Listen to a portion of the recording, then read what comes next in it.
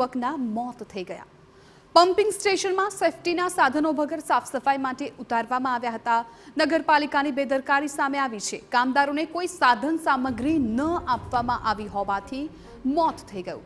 જયેશ પાટડિયા અને ચિરાગ પાટડિયાનું મોત નીપજ્યું। ગુજરાતમાં વધુ એક ગેસ કળતરની ઘટનાએ 2 યુવકના જીવ લઈ લીધા। બંનેના મૃતદેહને પીએમ માટે હોસ્પિટલ ખસેડવામાં આવ્યા છે। તો સુરેન્દ્રનગરનો આ બનાવ છે કે જ્યાં ભૂગર્ભ ગટરની સાફ સફાઈ દરમિયાન 2 યુવકોના મોત થઈ ગયા। પમ્પિંગ સ્ટેશનમાં સેફટીના સાધનો વગર જ સાફ સફાઈ કરવામાં આવતી હતી। નગરપાલિકાની બેદરકારી સામે આવી છે। કામદારોને કોઈ સાધન સામગ્રી ન આપવામાં આવી હોવાથી મોત થયાનું સામે આવ્યું છે। જયેશ પાટડિયા અને ચિરાગ પાટડિયાનું મોત નીપજ્યું છે। ગુજરાતમાં વધુ એક ગેસ કળતરની ઘટનાઓ સામે આવી ચૂકી છે કે જ્યાં 2 યુવકના જીવ ગયા છે। બંનેના મૃતદેહને હાલ તો પોસ્ટમોર્ટમ માટે હોસ્પિટલ ખસેડવામાં આવ્યા છે।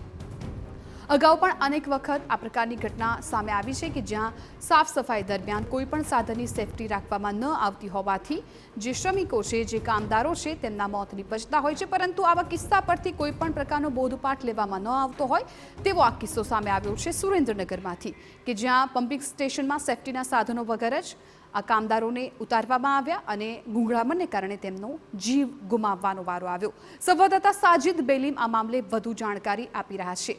સાજિદ, ખૂબ મોટી બેદરકારી કહેવાય કેમ કે કોઈ પણ સેફટીના સાધનો વગર સાફ સફાઈ માટે આ શ્રમિકોને ઉતારવામાં આવ્યા અને 2 લોકોનો જીવ ગયો છે।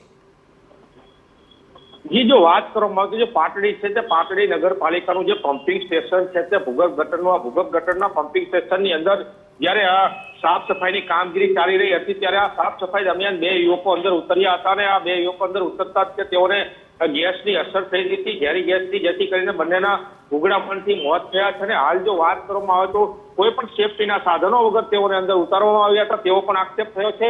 અને હાલ જે આ બંને યુવાનો છે તેઓના મૃતદેહને બહાર કાઢવામાં આવ્યા છે અને પીએમ માટે સુરેન્દ્રનગર જે પાટડીનું હોસ્પિટલ છે તે પાટડી સરકારી હોસ્પિટલમાં ખસેડવામાં આવ્યા છે। અને જે પરિવારજનો છે તેઓને આંકર્ષ કરી મૂક્યો છે અને જે ટોળેટોળા લોકોના ભેગા થયા છે અને જે આ બેદરકારી જેની છે તેની સામે પગલાં લેવામાં આવે તેવી પણ માંગ કરવામાં આવી રહી છે। જી બિલકુલ સાજિદ, આભાર સમગ્ર માહિતી બદલ। તો હાલ તો પરિવાર છે એ માંગ કરી રહ્યા છે કે જે પણ લોકોએ બેદરકારી દાખવી છે તેમના વિરુદ્ધ કાર્યવાહી કરવામાં આવે અને તેમને ન્યાય મળે। આ તરફ વડોદરાથી સમાચાર મળી રહ્યા છે કે જ્યાં ફતેગંજ